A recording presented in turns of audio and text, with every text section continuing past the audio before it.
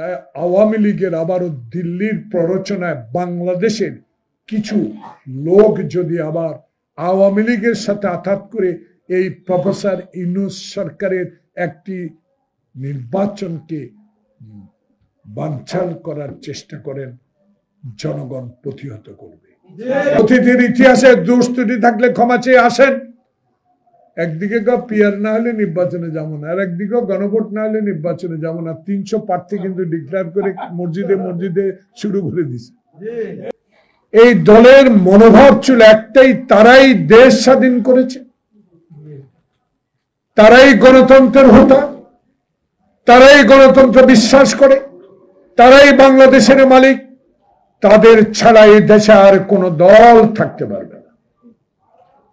সেই কারণেই শেখ মুজিবের সেই একদলীয় শাসন ব্যবস্থা, সেই কারণেই শেখ মুজিবের সকল পত্রিকা বন্ধ করে দেওয়া, সেই কারণে সকলকে একই দলে ফর্ম ফিল আপ করে সদস্য হওয়া, সেই কারণেই শেখ মুজিবের এই পরিণতি। তার বাবার আদর্শকে ধরিয়ে রাখার জন্য 16টি বছর এই মহিলা বাংলাদেশে আধিপত্য বিস্তার করে আমাদের গণতন্ত্রকে হত্যা করেছে, গণতান্ত্রিক শক্তির লোকগুলোকে অত্যাচার অবিচার করে জীবনের শেষ পর্যায়ে শেষ করে দিতে চেয়েছে। শেষ পর্যন্ত বাংলাদেশ জাতীয়তাবাদী দলের চেয়ারপারসন বেগম জিয়া, যিনি আদর্শ নিয়ে বাংলাদেশে রাজনীতি করে আপসের নেতৃত্ব লাভ করেছেন, সেই নেত্রীকে, যার বিদেশে 1 কাঠা জমি নেই, যার কোনো ব্যাংকের টাকা নেই, যিনি বাংলাদেশের মানুষের অধিকারের জন্য এরশাদের বিরুদ্ধে লড়াই করে বাংলাদেশে সেই 90-এর আন্দোলনকে সফল করে 1991 সালে একটি নিরপেক্ষ ভোটের মাধ্যমে বাংলাদেশের প্রথম মহিলা প্রধানমন্ত্রী হয়েছিলেন। সেদিন 1991 সালে শেখ হাসিনা চিৎকার দিয়ে বলেছেন, একদিনের জন্য লোক তোমাকে বিএনপিকে ক্ষমতায় সুখে চালাতে দেব না। এই কথাটা বলা, এই চেষ্টা করেছে, ষড়যন্ত্র করেছে, লগি বইটা দিয়ে মানুষ মেরেছে, ইসলামী পাঠাগারে গিয়ে ইসলামিক বইতে আগুন দিয়েছে, জুতা পরে মসজিদে ঢুকেছে, ইতিহাস সৃষ্টি করে সেদিন ওই যে একই কথা বলেছে, সুখে সরকার ক্ষমতা হস্তান্তর করতে দেব না। চেষ্টা করেছি আমরা সেদিন এই লগি বইটা দিয়ে যারা মানুষ মেরে মানুষের উপরে লাফিয়ে আনন্দ করেছে, সেই নেত্রী বেগম জিয়াকে কারাগারে নিয়ে অসত্য বানোয়াট একটি মিথ্যা মামলায় 5টি বছর তার জীবন থেকে শেষ করে দিয়েছে।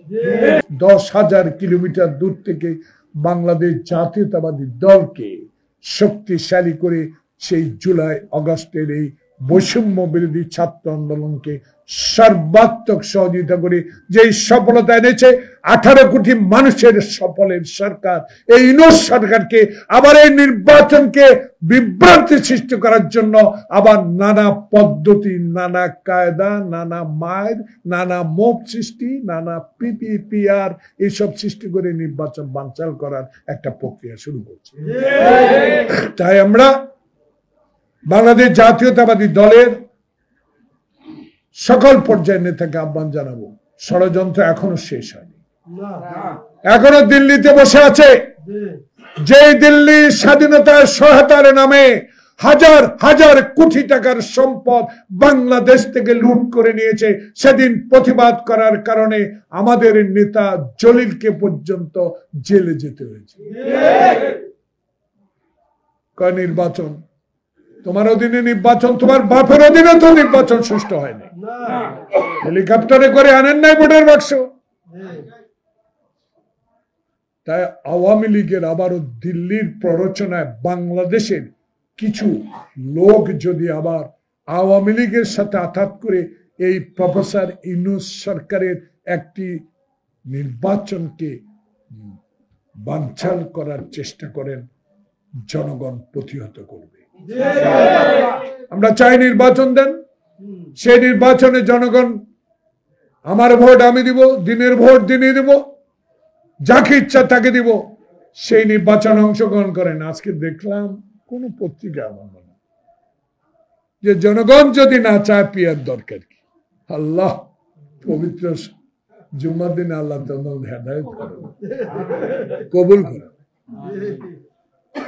দয়া করে আস্তে আস্তে রাজনৈতিক কৌশল পরিবর্তন করেন, জনগণের কাছে ক্ষমা চান, অতীতের ইতিহাসে দোষ ত্রুটি থাকলে ক্ষমা চেয়ে আসেন। একদিকে পিয়ার না হলে নির্বাচনে যাবো না, আর একদিকে গণভোট না হলে নির্বাচনে যাবো না। 300 প্রার্থী কিন্তু ডিক্লেয়ার করে মসজিদে মসজিদে শুরু করে দিছে, ঘরে ঘরে শুরু করে দিছে। বেহেশতে নিয়ে যাব যদি দাঁড়িপাল্লারে ভোট দাও। এটা আমার কথা না, জনগণের। আমি এলাকায় গেলে মানুষ বলে আমি কি দরকার নেই, আল্লাহর কাছে ভরসা রাখো।